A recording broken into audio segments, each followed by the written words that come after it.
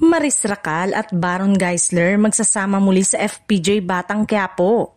Bukod sa mga bagong karakter na papasok sa nasabing serye, mas inaabangan ngayon ng kapamilya viewers ang mga susunod na kabanata dahil magsasama muli sa serye sina Maris Racal at Baron.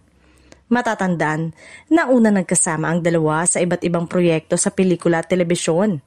Isa ang pinakatumatak na pinagsamahan nila ay ang Incognito kung saan parehong nagbigay aliw at kulay ang kanilang pagganap.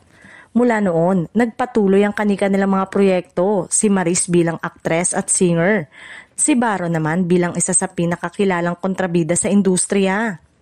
Ngayon, muling magsasanib puwersa sila sa mundo ni Tanggol.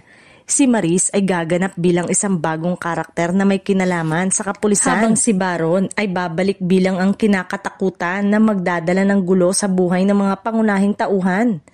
Excited na ang mga netizen sa muling pagsasama ng dalawa, lalo na't kilala si Baron sa intense at makapangyarihang pagganap, habang si Maris naman ay inaabangan kung paano niya bibigyang buhay ang kanyang karakter bilang isang matapang at dedikadong babae sa hanay ng batas. Ayon sa mga usap-usapan, ang pagkikita ng mga karakter ni Maris at Baron ay magdudulot ng malaking epekto sa kwento ni Tanggol at sa takbo ng hustisya sa Quiapo.